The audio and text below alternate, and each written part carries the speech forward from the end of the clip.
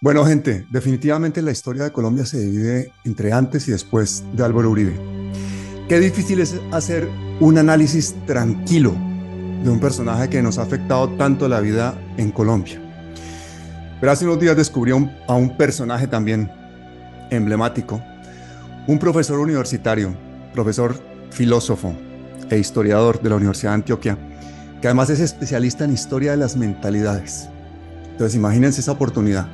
Experto en temas políticos en coyuntura actual de Colombia, es una persona que tiene un criterio bastante progresista, pero que tiene la capacidad de explicar de forma muy tranquila cuestiones muy profundas, no solamente de la mentalidad de personajes tan históricos para nosotros como puede ser Álvaro Uribe, sino del contexto que estamos viviendo.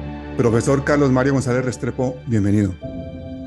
Pablo, también un cordial saludo y muy agradecido por tu invitación y muy satisfecho de estar aquí en un programa que también muy antes he conocido y me ha satisfecho bastante.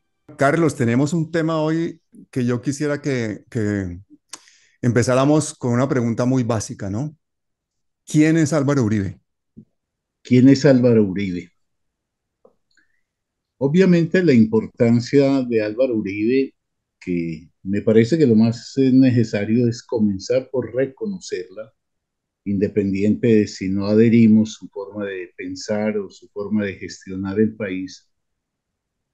La importancia de Álvaro Uribe se tiene que contrastar es en la historia de nuestro país. ¿Qué fue lo que reclamó en nuestro país la presencia de un hombre de estas características, de estas peculiaridades? Entonces Álvaro Uribe aparece como el dirigente, yo comparto con vos, que ha quebrado la historia del país.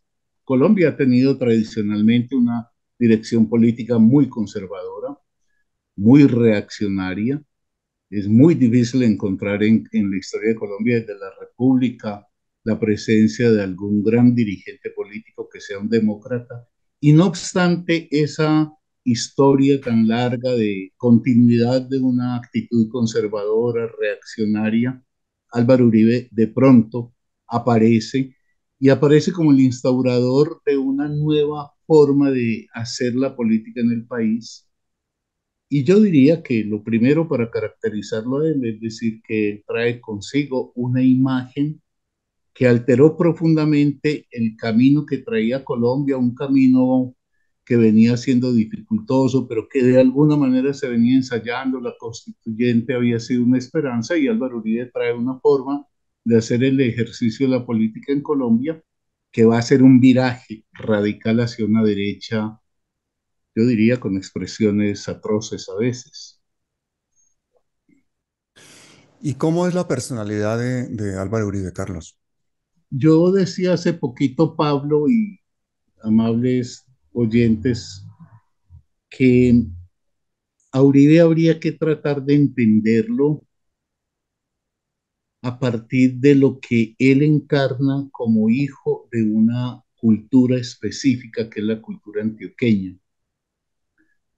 Hay dos cosas, solamente en un país que esté atravesando por unas circunstancias muy difíciles, se hace una demanda, se genera una expectativa y aparece un tipo de líder específico que responde a esa demanda, aunque ese encuentro entre lo que solicita la sociedad, entre comillas, y lo que le ofrece este personaje no sea lo más favorable para la historia de Colombia, porque yo sí estoy seguro que Álvaro Uribe va a pasar a la historia de Colombia en una actitud que es muy ególatra, muy megalómana. Él se piensa como alguien que está llamado a referenciarse en la historia de Colombia en un lugar muy significativo. Yo sí creo que va a estar en la historia de Colombia, pero seguramente va a ser el capítulo más oscuro de la historia del país. Y decir el capítulo más oscuro en la historia del país, Pablo, en un país como el de nosotros ya es pues hablar muy, muy alto. ¿Pero él representa la cultura antioqueña? Antioquia, en esa región coexisten expresiones culturales distintas y coexisten desde hace mucho rato. Por lo menos uno podría situar tres o cuatro expresiones culturales que son diferentes.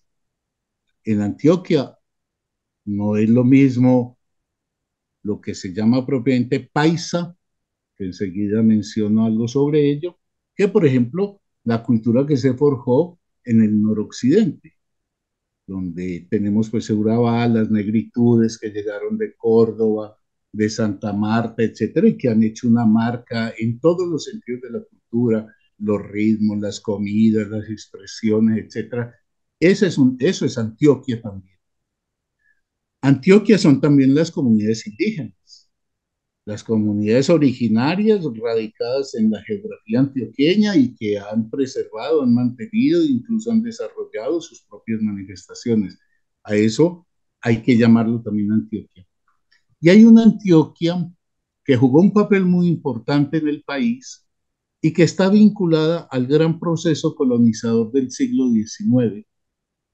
Esa gesta colonizadora, que en mi opinión es la gran gesta nacional por todo lo que significó, había surgido efectivamente a fines del 18, pero tiene su gran desarrollo entre 1820 y 1920, y es ese proceso de expansión, ese proceso de ampliación que fue haciendo lo que originariamente en la colonia se había conocido como Antioquia la Grande.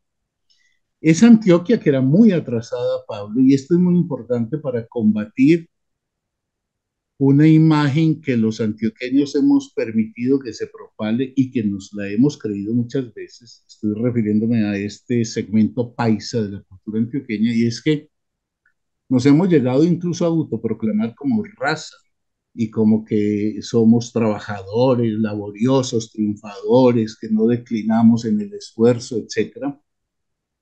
Y hasta el siglo XVIII, Antioquia y su población, que era muy pequeña, era lo más atrasado de Colombia.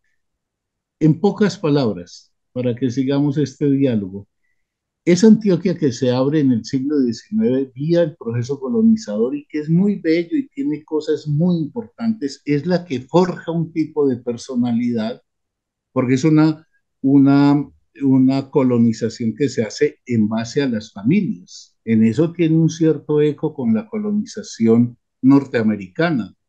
Y no es el colono solitario que va a tal a monte, sino que es el que se desplaza con familias. Esa colonización se puede hacer o espontáneamente tomando tierras, y fue también entonces una colonización cruzada por la sangre y por el dolor, o una colonización organizada por los mismos grandes propietarios que en un momento dado se dan cuenta que para que Antioquia se desarrolle es menester darle la tierra a la gente y no se la conceden gratuitamente, sino que se la ven. Pero entonces, ahí, porque por ahí es que se nos va a colar una figura como Álvaro Uribe. Esa Antioquia es una Antioquia que en la colonización tiene que tener como núcleo fundamental la familia, y en la familia la figura del padre.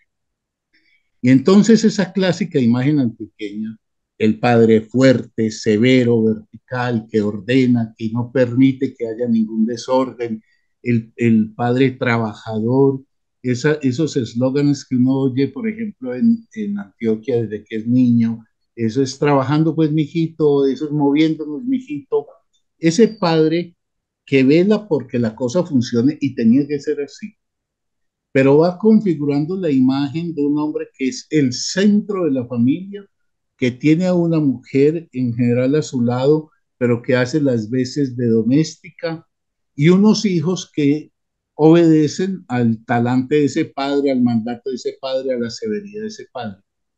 Esa cosa que nos llevaría mucho rato y tenemos que ser breves, ese asunto va generando una imagen de que el hombre antioqueño es un hombre que doblega las dificultades, que se enfrenta al mundo adverso, que tiene el coraje, la decisión, la valentía, etcétera, que no hay nada que lo derrote. Y eso va calando en la configuración, sobre todo de los hombres antioqueños, y hace que la figura del padre sea una figura muy idealizada. Vos, Pablo, encontrás, por ejemplo, si le haces un seguimiento a la autobiografía de Álvaro Uribe es un idealizador del padre. Es decir, yo te puedo hacer una suma de adjetivos de un padre que parece, mejor dicho, bajado de los cielos directamente.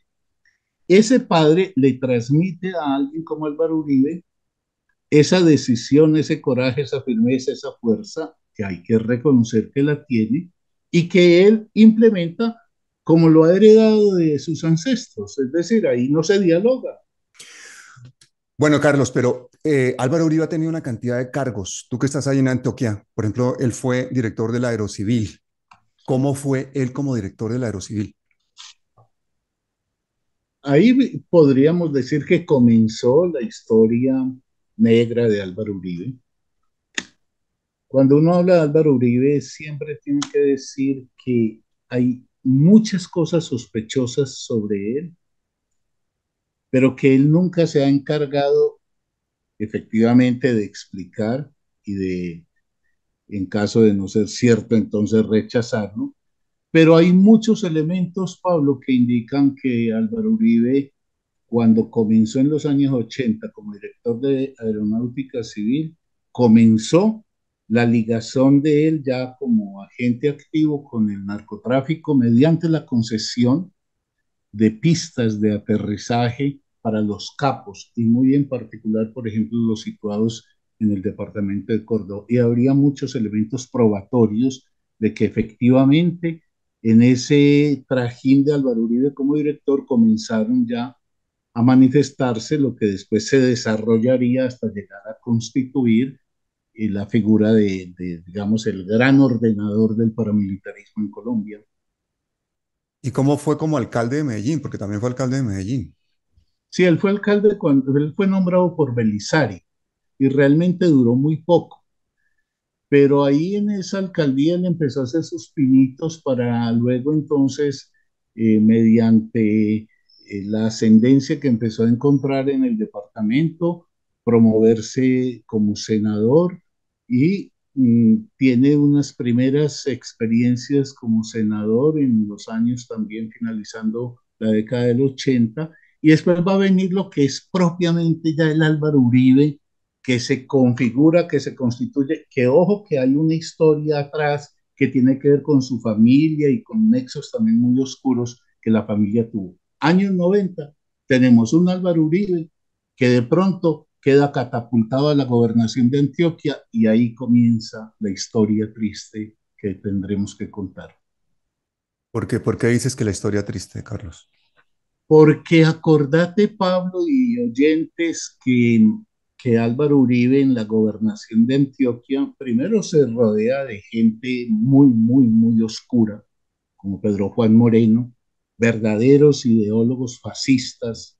Y cuando digo fascista no es solamente como un adjetivo, después podríamos precisar por qué esa visión de la política tiene esas características, sino que Álvaro Uribe comienza el montaje, pues, o el despliegue de las convivir, que las convivir habían sido, digamos, ya autorizadas, pero Álvaro Uribe es el que les da ese formato que va a ser la matriz del paramilitarismo en Colombia, cosa que está reconocida, por ejemplo, últimamente por los grandes líderes paramilitares como Mancuso.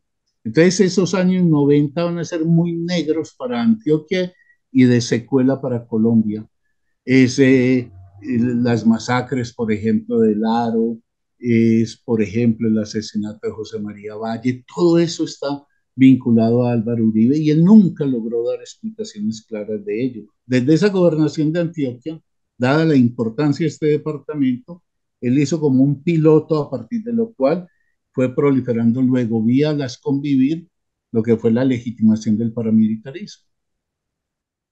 Oye, pero Álvaro Uribe es abogado. ¿Cuál fue su trabajo como abogado? ¿Cuál es el legado intelectual de Álvaro Uribe para Colombia? Álvaro Uribe, en mi opinión, y esto yo lo digo sin un ánimo ofensivo, Álvaro Uribe es un mediocre intelectual. Es decir, vos, Álvaro Uribe, él tiene títulos en las universidades se obtienen fácilmente, él tiene el título de abogado, no hay ninguna historia que lo muestre, por ejemplo, como un gran jurista, como un gran conocedor en ese ámbito del saber, pero si vos lo examinás ya en la amplitud de lo que ha sido su labor intelectual, es pobrísima. En Álvaro Uribe vos no encontrás una idea que vaya a pasar, por ejemplo, a los anales de la historia política del país, los análisis que hace Álvaro Uribe sobre Colombia, que han sido el soporte para montar sus concepciones políticas, son desastrosas. Uno podría hacer ahí un contraste, Pablo, pero así que muestra el día y la noche entre Álvaro Uribe y Petro, entre la formación intelectual de un hombre como Petro, su solvencia, por ejemplo, como locutor. Yo te escuchaba en estos días decir que te admiraba ver cómo Petro, por ejemplo, habla sin tener un papel en la mano y habla con elocuencia, habla con claridad, habla con fundamento y por eso uno siente ese orgullo, Pablo, de estar en frente de un presidente que ante una audiencia internacional está denotando la inteligencia. Eso es absolutamente imposible de encontrar en Álvaro Uribe. Álvaro Uribe es incluso cursi cuando intenta hacer esas oratorias que atipla la voz y empieza a tratar de presentarse. Álvaro Uribe, en mi opinión, es un hombre muy pobre intelectualmente. Lo que pasa es que en política no es menester ni ser inteligente ni ser culto. Álvaro Uribe dice que él ha leído mucho. Yo me he preguntado y he buscado en dónde puede uno encontrar elementos probatorios que efectivamente está asentado sobre una gran cultura. Y a alguien le escuchaba yo, Pablo, decir que Álvaro Uribe era muy cercano a la poesía, pero tendría uno que agregar, y de verdad es sin un ánimo peyorativo, pero es, ¿qué poesía? Jorge Robledo Ortiz. Eso da una medida del nivel intelectual de Uribe. No habrá una página escrita por Álvaro Uribe que pase a la historia. ¿Cuál es la imagen que tiene él de sí mismo? Lo que pasa es que la seguridad de Álvaro Uribe está más del lado de la formación de un carácter vertical, de un carácter autoritario, de un carácter de hombre que ha sido luchador, pues que tiene una imagen de sí como luchador, de un hombre que se siente salvador. Yo creo que esa imagen mesiánica de él, acordate que no hace mucho dijo que sin él, pues cuando estaba buscando la tercera presidencia, dijo que sin él la hecatombe. Entonces me parece que Álvaro Uribe no es tanto que sea el hombre que transmita con sus ideas, con sus elucidaciones, sus explicaciones, la certeza de estar ante un hombre clarividente, explicativo, capaz de encontrar salidas, sino que Álvaro Uribe es la fuerza, la firmeza, el coraje paisa, la historia ancestral de los países que no se vencen, no se doblegan, que tienen voz dura, que son imperativos, que hacen obedecer, etcétera. Y yo creo, Pablo, que por ahí hay algo que tiene que ver con las expectativas de una población que bajo su sufrimiento y su desconcierto de pronto empieza a pedir también que llegue un Mesías y que ese Mesías le trace el camino salvífico. Y en mi opinión en eso radica la seguridad de Álvaro Uribe, acompañado de algo que es fundamental entender para poder discutir con él, y es que él está convencido de sí mismo. Álvaro Uribe miente mucho, pero Álvaro Uribe está convencido de sí mismo. Se necesita un pueblo que espere y un otro que está convencido de sí. Ahora, los únicos atributos son los atributos del trabajar, trabajar, trabajar, acate, obedezca, no disienta, si disiente entonces vendrá el padre feroz, etcétera, etcétera. Carlos, ¿y qué tan rico es Álvaro Uribe? No, ahí yo creo que ahí sí se nos diría toda esta conversación, Pablo. La riqueza de Álvaro Uribe es insondable y es una de las pistas que hay que seguir para exigirle que sea claro. La riqueza, mira, yo conocí más o menos en mi juventud, yo soy un hombre de 70 años. Yo tengo exactamente la misma edad de él. Y mis tíos son indirectamente, particularmente un tío político familiar de Álvaro Uribe, porque era hermano de la madre de Álvaro Uribe. Y yo en mi infancia, yo soy de Jericó, pero en mi infancia me desplazaba a las zonas de Titiribí, etcétera, donde estaban las fincas de ellos. ¿Cuál era la riqueza de Alberto Uribe? La riqueza que entonces se decía de un finquero paisa. 60, 70, 80, ponerle 100 hectáreas, pues exagerando, 40, 50 peones recogiendo café, unos caballos que no eran los caballos pues así ostentosos, que sí se exhibían, pero que no eran pues de alta gama esos caballos. Esa era la riqueza de Alberto Uribe, como era la riqueza de mi tío Ernesto, etcétera. Este acá, que de pronto, sin solución de continuidad, aparece un Alberto Uribe inundado en la riqueza y un Álvaro Uribe, descendiente de él y heredero de él, pero también multiplicando esa riqueza de otras formas, que lo lleva a condiciones inconmensurables de riqueza. De verdad yo digo que hoy no hay cómo saber exactamente a dónde llega la riqueza de Uribe. Un dato, Salomón Kalmanovich, en un artículo que escribió hace un tiempo, decía que el ubérrimo, que tiene 1.500 hectáreas, Álvaro Uribe cuando declara a la DIAN, declara un patrimonio de 12.500 millones de pesos.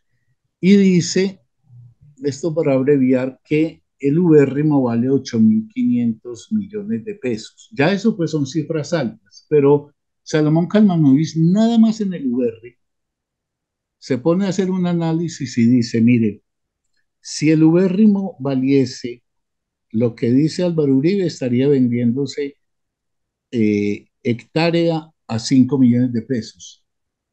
Y en Córdoba, una hectárea vale 110 millones de pesos. En breve, 165.000 millones de pesos vale el ubérrimo, sin contar las otras propiedades que tiene, que hay informaciones que hay 75 propiedades nada más en el ámbito rural, fuera de propiedades inmobiliarias, etcétera, etcétera. La riqueza de él, pues, es sin límites y lo que es, digámoslo, éticamente obligatorio de exigirle a alguien como él, que es una figura pública, es, mire, es muy sencillo, muéstrenos en la cadena de su historia el paso por el cual desde su padre hasta el presente, que si le agregamos la riqueza de los hijos, que es también de miles, de miles, de miles de millones de pesos, pues nos indica cuál fue el camino que le permitió gestar esa fortuna. Entonces, aclárelo. Es que eso es muy sencillo. Concluyo con esto. Es como si, por ejemplo, a vos te dicen, Pablo, es que esa camioneta que tenés, esa camioneta tiene un mal origen. Pues vos, vos decís, no, mire, muy sencillo. Yo voy, muestro, por ejemplo, en el lugar donde lo compré, el documento de compra y lo puedo exhibir y puedo mostrar que efectivamente esa riqueza tiene que ver con mi trabajo, con mi labor, etcétera. Con Álvaro Uribe el problema, el hiato, el punto de ruptura está en que esa inmensa fortuna, él nunca logra explicar cómo surgió. Carlos, ¿y de dónde sale la fortuna del padre? Y segundo, ¿es verdad que lo mataron las FARC? La fortuna del padre, todos los indicios señalan hacia allá y como no hay ninguna desvirtuación efectiva por parte de Álvaro Uribe, es una fortuna que está vinculada a los dineros de la mafia. Son los albores de la mafia en Antioquia. Antioquia fue el epicentro de la mafia, el origen de la mafia. Después la mafia se extenderá a otras partes, al Valle del Cauca, etcétera. Pero Antioquia, porque acopla con la mentalidad paisa del dinero, fue el lugar en donde la mafia arrancó. Alberto Uribe, todo parece indicar que está vinculado a esos dineros. No hay una forma distinta de explicar que se haya acrecentado de manera tan rápida y tan voluminosa esa fortuna suya. Y sobre la muerte de él, del padre, hay dos versiones contrapuestas. La versión idealizada que presenta Álvaro Uribe de protohombre antioqueño que enfrenta a esos subversivos, que se encara solitario, pistola en mano, y que fue un frente de la FARC. Y hay otra versión, y es que eso realmente fue un diferendo ahí entre sectores de la mafia. Como tanto pasa con Álvaro Uribe, él no aclara, él no muestra de forma fehaciente. Acordate que cuando matan a Alberto Uribe, está el famoso hecho aquel del helicóptero de Pablo Escobar, porque cuando atentan contra Uribe, contra Alberto Uribe, pues entonces le disparan a él y logran herir también a Santiago.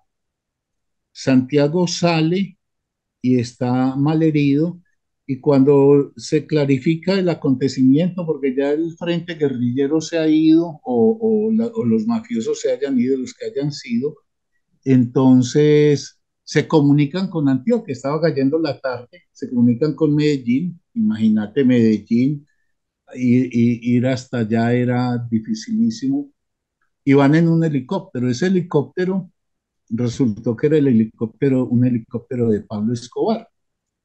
Y entonces, si uno conecta todo esa urtimbre, encuentra esa conexión con la mafia que desde Alberto Uribe tendrá una continuidad con Álvaro Uribe.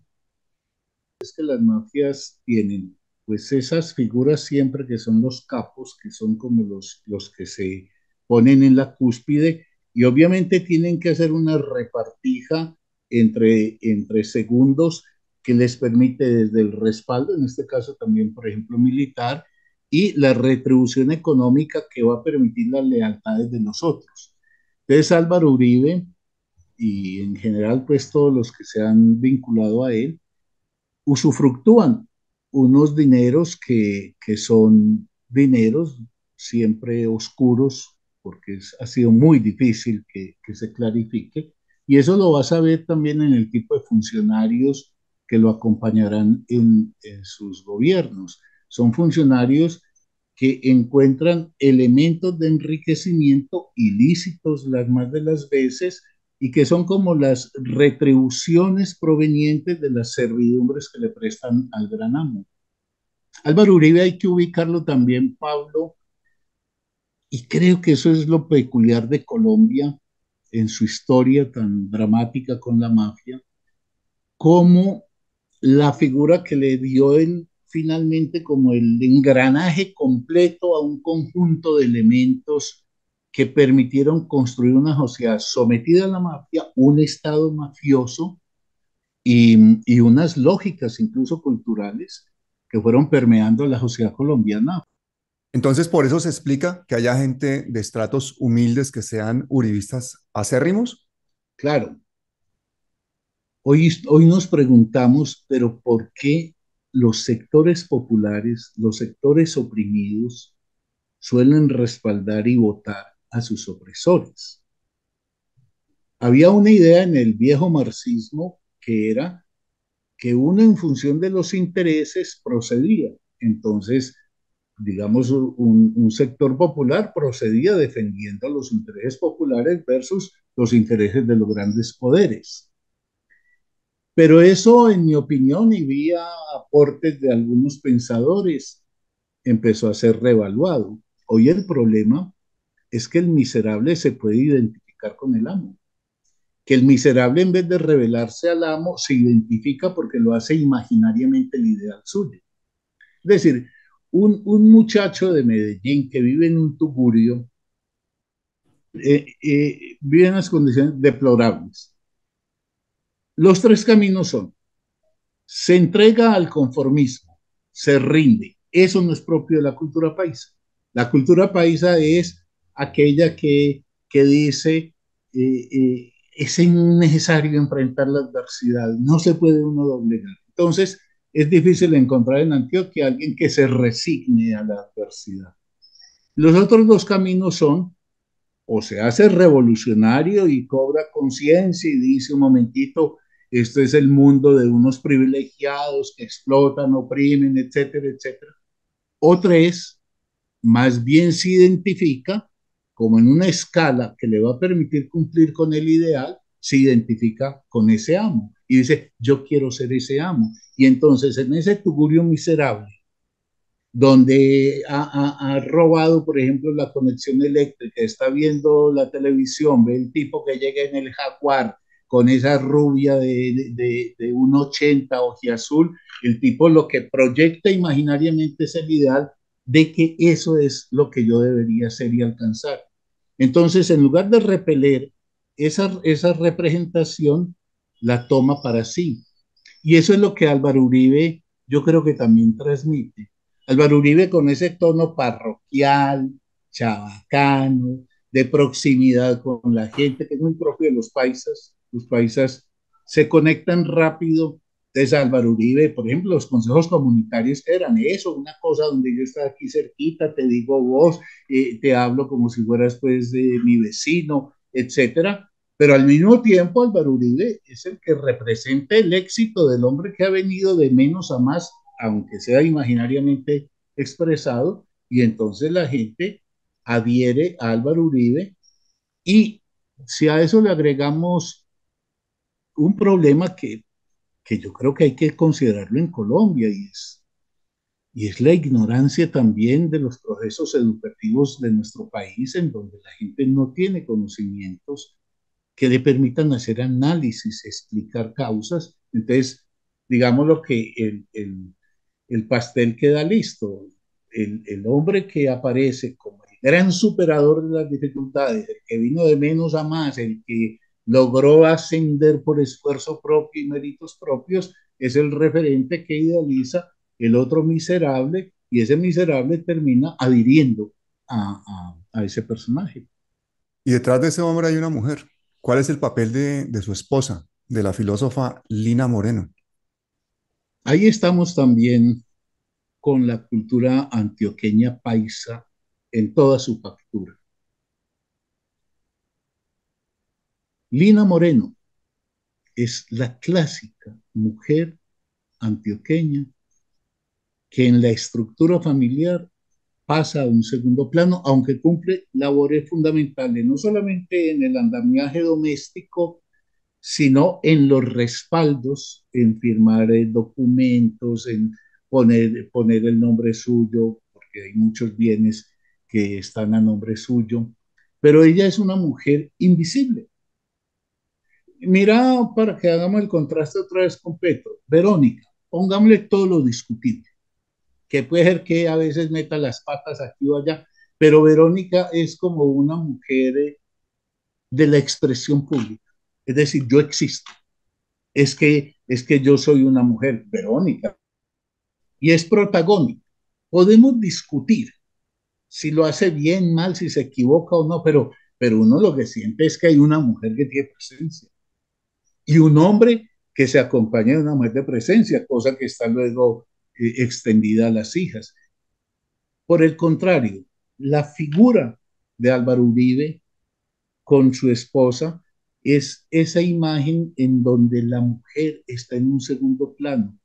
Cumple, y además Álvaro Uribe exalta eso, que lo que cumple es la tarea de ser una buena ama de casa, una buena madre, el respaldo pues, del guerrero, etcétera, esa clásica imagen. Entonces, es deplorable, en mi opinión, porque por otra parte es una mujer que se tituló de filósofa, pero eso es una filosofía que se quedó en qué?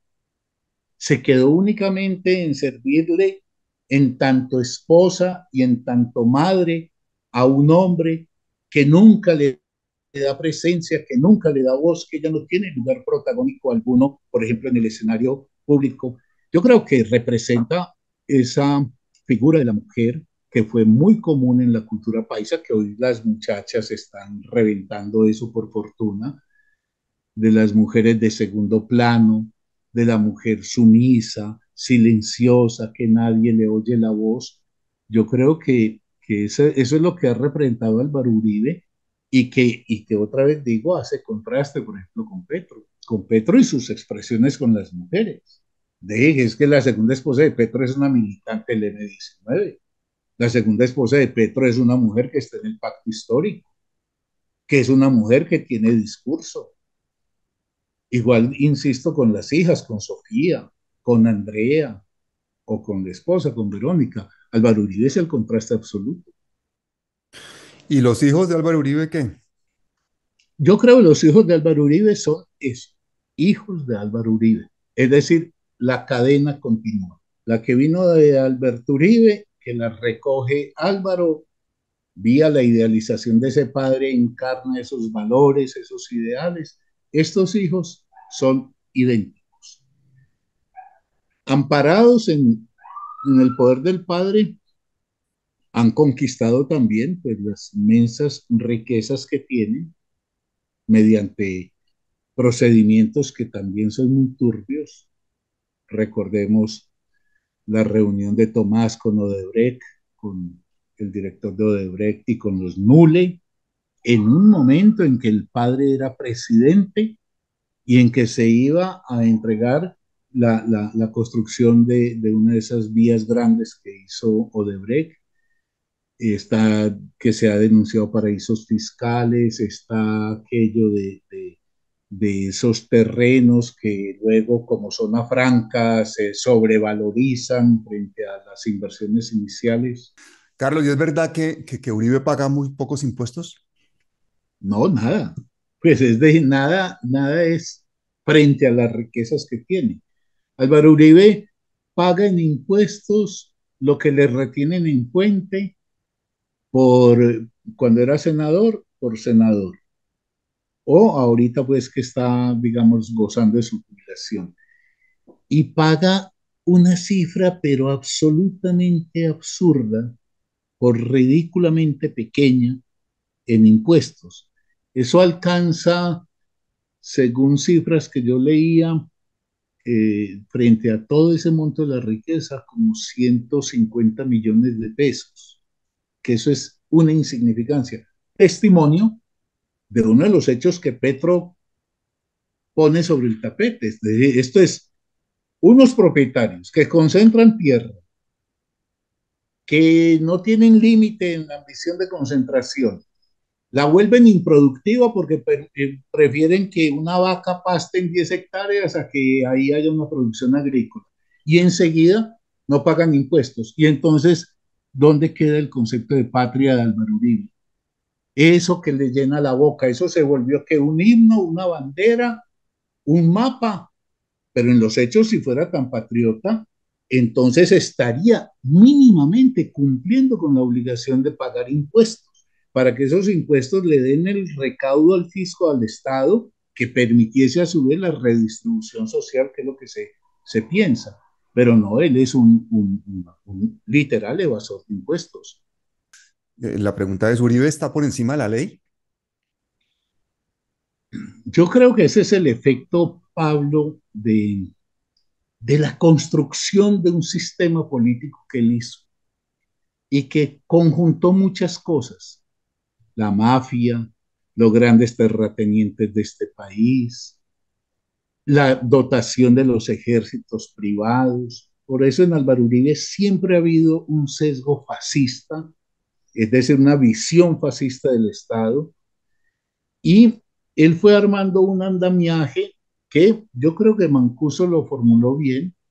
Finalmente puso a Álvaro Uribe como la figura que lograba articular todo ese conglomerado de elementos, y con eso Álvaro Uribe armó en el propósito de un Estado fascista una concentración de poderes, que es lo que estamos ahorita dramáticamente viendo. Una justicia en manos de él, esa justicia pues de gente como el fiscal, como la procuradora, etcétera, que son los que avalan y amparan todas las malandrinadas de él, y obviamente los congresistas que vienen también de una vena muy tortuosa, muy oscura, terminan en esa Cámara de Acusaciones, que bien se ha llamado Cámara de Absoluciones, la Comisión de Absoluciones, terminan avalándole a él todo lo que sucede. Y en los hechos, yo sí creo que Uribe ha fungido, ha operado como un hombre por fuera de la ley, de como que la ley no logra intervenir. Solo un detalle ahí, Pablo, porque no podemos los colombianos desconocerlo. Álvaro Uribe, yo creo que estuvo a un tris de llevar este país ya a la inviabilidad completa, pero también se dio la existencia en Colombia de gente luchadora, no solamente en lo social, sino en la justicia. Yo creo que nosotros tendremos algún día que hacer una ponderación del papel de la Corte Constitucional, que le impidió la tercera presidencia, y de la Corte Suprema, que se atrevió, y después de las denuncias de Petro de la parapolítica, esa Corte Suprema tuvo la envergadura y la valentía de empezar a encauzar a esa gente y a aprisionarla. Y ahí se le hizo un contrapeso a lo que venía promoviendo Álvaro Uribe, porque Álvaro Uribe iba al modelo de Fujimori, todos los poderes concentrados en él, los poderes económicos, los poderes políticos, en lo político, el legislativo, el ejecutivo, el judicial, y tuvimos la fortuna de encontrar gente valiente. Hubo jueces que hicieron cosas heroicas de verdad, que contuvieron ese propósito de Álvaro Uribe y le empezaron a quitar vuelo, y en ese quitarle vuelo empezó a darse en la sociedad colombiana un proceso que es el que nos tiene en el momento actual, escindidos como país y como sociedad, pero con la esperanza de que un sector importante con la presidencia de Petro consiga consumar las reformas que finalmente nos traigan a un mejor destino. Carlos, ¿y cuál es la realidad de la desmovilización paramilitar? Yo creo que esa fue una treta de Álvaro Uribe con los grandes dirigentes paramilitares para darse una legitimación, porque acordate que el tema pues de la extradición es posterior, pero lo que se quería era en cierta forma consumar ya todo lo que estaba organizado. Acordate del 35% de congresistas paramilitares que ya se habían posicionado en el Congreso. Ya era como salgan de esos montes, tengan cara, sus riquezas no serán tocadas, sus poderes no serán tocados, y yo, como, por decirlo así, como la figura suprema, coordinaré toda esta gran empresa que se ha organizado, que los grupos paramilitares en Colombia se centralizaron. Yo creo que lo que hizo fue limpiar la imagen, tratar de hacer un paso de eso que de todas maneras era delincuencial, como una forma de legalidad, y la cosa le iba marchando hasta que un asuntico por ahí se le embrolló y fue lo que obligó a la extradición. ¿Y el caso de Otoniel también crees que fue igual? Sí, yo también creo, y me parece que es muy importante, y en eso vuelvo a resaltar el papel de Petro, eh, que, que Petro ha tenido la valentía de decir, por ejemplo, a los grandes capos paramilitares, tomen la palabra, hablen, denuncien. Y claro, Petro lo puede hacer porque Petro no tiene nada que ocultar, y a Petro no lo van a poner en líos ahí. Entonces, lo de Otoniel, en mi opinión, es una extensión más, y ahora la petición que hizo de que se le permitiera también declarar, pues tiene a los juristas corriendo. Carlos, ¿y no crees que de alguna forma también Uribe se ha blindado con los Estados Unidos? al permitirle tener las bases militares en Colombia tranquilamente, porque él ha sido el que lo ha permitido, al firmar los tratados de libre comercio que les permiten a los gringos prácticamente hacer lo que les dé la gana con nuestra economía. ¿No crees que buena parte de la impunidad está garantizada desde Washington a través de todas esas Sí, concesiones? totalmente de acuerdo. Yo creo, porque uno siempre me preguntaría, pero ¿por qué? Acordate que hubo un informe de la DEA que se conoció en el año, del año 91 y se logró conocer comenzando el siglo XXI, pues que señalaba que Álvaro Uribe era reconocido como como un mafioso, etcétera, etcétera. Entonces la pregunta es, ¿y Estados Unidos por qué?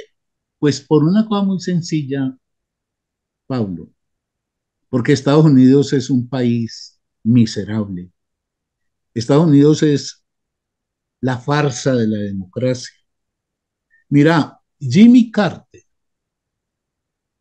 decía que desde la independencia norteamericana, desde que comienzan en 1783 al presente, ese país solamente ha tenido 16 años sin guerras. Mm.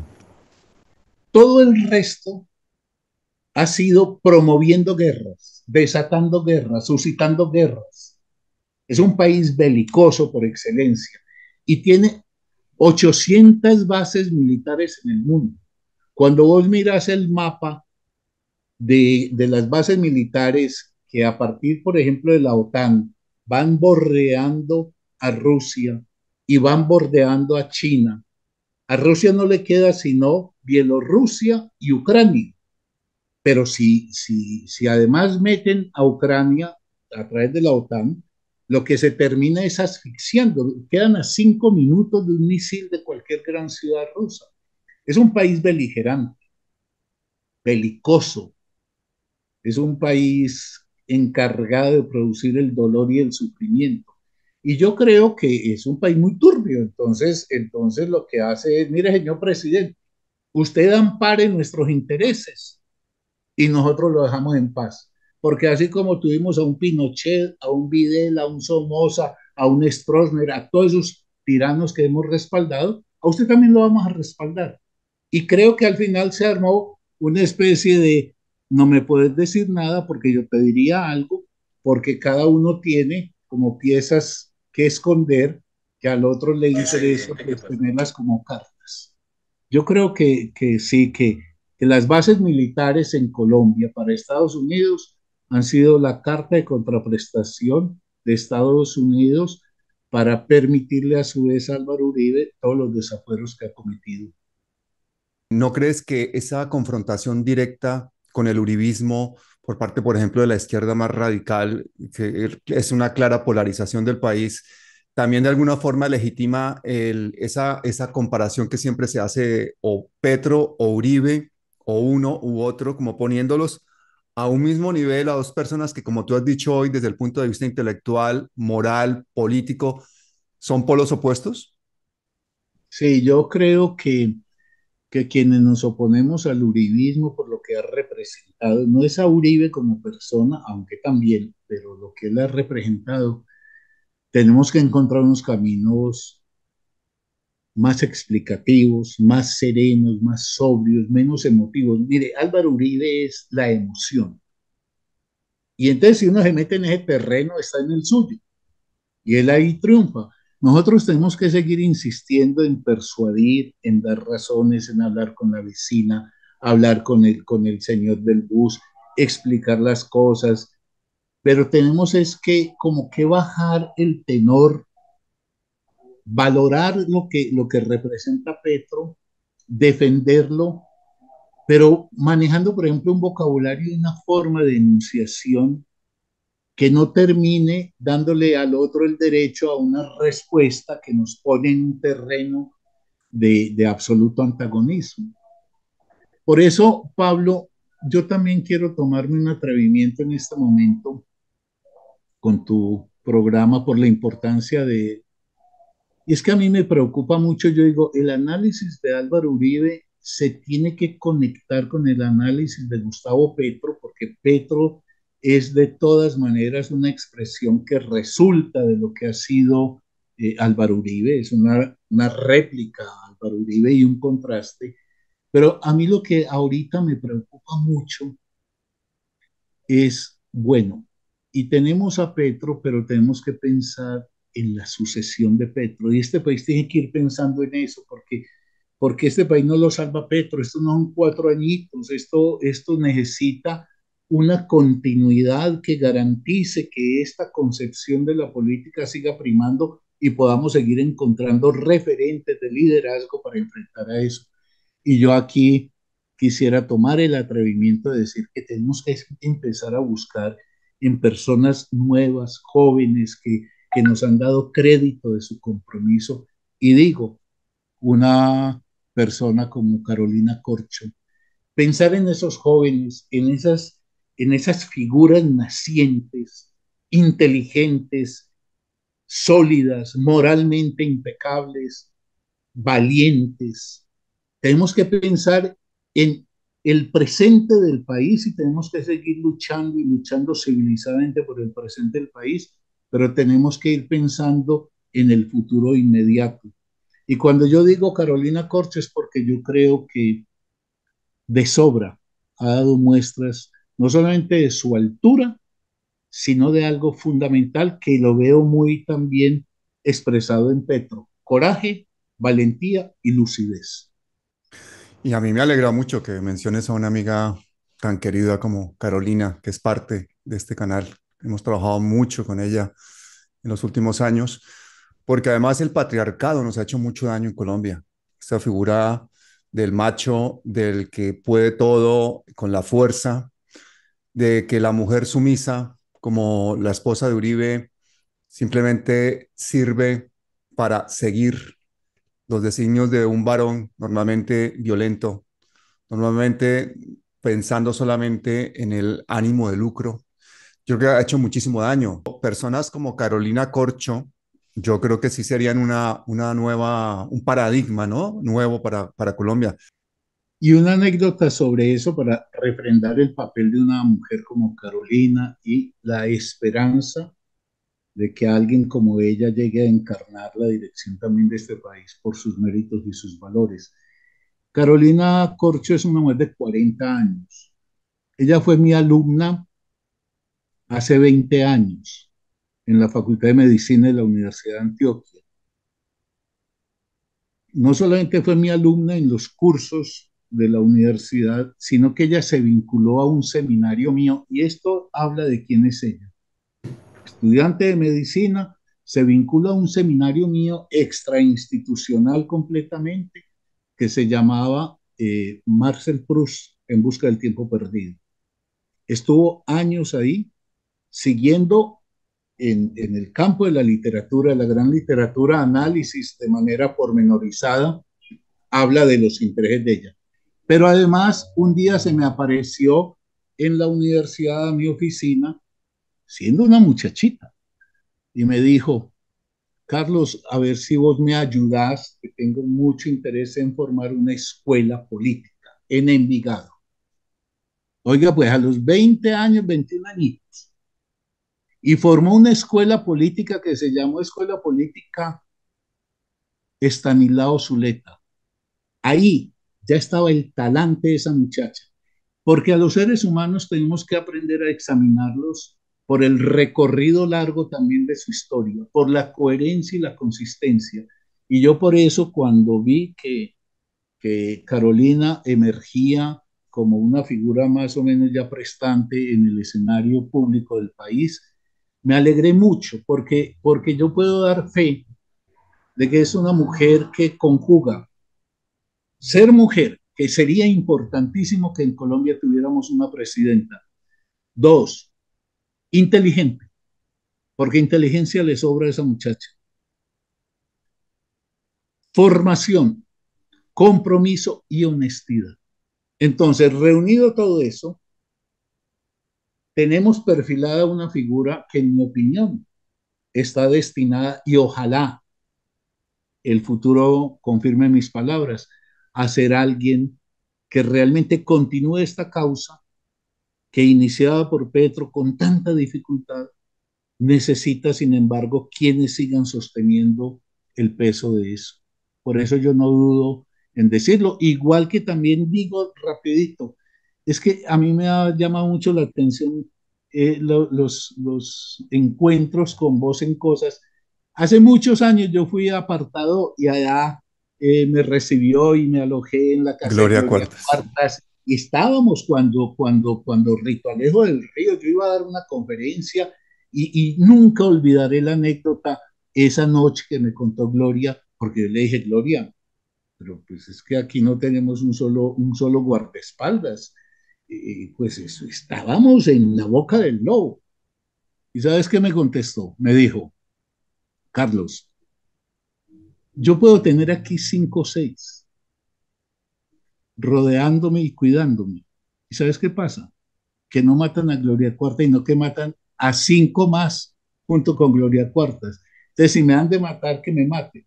Y por esos días fue que tuvo el atrevimiento de ir directamente donde Carlos Castaño a sentarse con él y a decirle, me han dicho que usted me va a matar. Bueno, esas mujeres son las mujeres que en este país tenemos que sacar a relucir y las que tenemos que exaltar y apoyar y decir, ojalá el destino vaya por el camino de ellas. Total, mira, Petro la ha elegido para una labor tan importante ahora. Y ese documental, si no lo han visto, los invito a que lo vean en este canal, se llama Escuela de Asesinos, es una entrevista impresionante con Gloria Cuartas. También los invito a que vean el vídeo anterior y el inmediatamente anterior a este, que se llama Digañeñe, el cual ha sido, ustedes saben cuál es la palabra, terminado en ado, por esta plataforma, precisamente porque es un vídeo antiimperialista. En este entrevisto a Dan Cohen, que es el periodista que se enfrenta a Duque por la calle, y hablamos un montón de cosas. Entonces, mírenlo, porque ese seguramente no les ha llegado por invitación. Yo quisiera preguntarte, ¿tú cómo crees que va a pasar a la historia Uribe? Uribe, en mi opinión, va a ser un hombre que tendrá su capítulo en la historia de Colombia, pero será el capítulo más oscuro de la historia de Colombia. Uno no puede confundir el éxito que tiene en un momento dado un personaje, incluso el respaldo que tiene, con la significación que cobrará en la historia cuando ya ésta haya recorrido suficiente tiempo y se pueda mirar en retrospectiva. El caso de Hitler. Hitler en los años 30 era intocable y parecía la gran figura referencial de los alemanes. Hoy es una figura deplorable. Hoy es lo que no se debe hacer. Hoy es más bien el contraejemplo. Yo estoy seguro que el día que Colombia alcance una realización efectiva y ampliada de su democracia, la mirada hacia el pasado de Colombia expresada en la vigencia política de Álvaro Uribe será para contrastar, para saber de qué pozo tan oscuro salimos, y en ese sentido su lugar en la historia será un lugar, en mi opinión, lamentable. Y a quienes quieran seguir al profesor, pueden hacerlo en YouTube, en la biblioteca Frank Kafka, que a mí me gustaría que vieran el enlace, que lo visiten, que se suscriban a su canal, porque van a poder ver todos estos contenidos ampliados. Además, a mí me encanta escuchar a Carlos, porque habla desde la serenidad, desde el conocimiento y haciendo un análisis multinivel de las cosas que va contando con esa pedagogía natural de una persona que lleva su vida dedicada a enseñar a los demás. Yo te cuento de tu programa. Nosotros en la BFK pues hacemos otras cosas, etcétera, pero un día dijimos, bueno, pues no podemos quedar aquí en el balcón viendo lo que está pasando, entonces juntemos gente Hmm. para que discutamos internamente y luego tratemos de propagar en la sociedad las ideas que tengamos. Y entonces se armó ese grupo que son unas 200 personas en este momento, Mm. y un día el tema que yo les propuse era que discutiéramos sobre los youtubers. Y esto yo no te lo digo por halagar, pero yo lo dije claramente, dije, mire, en mi opinión, el mejor, y qué tan duro decirlo, quizás el único youtuber que yo sigo con una atención para aprender, para entender, es yo no te conocía a vos personalmente, es Palabras Mayores.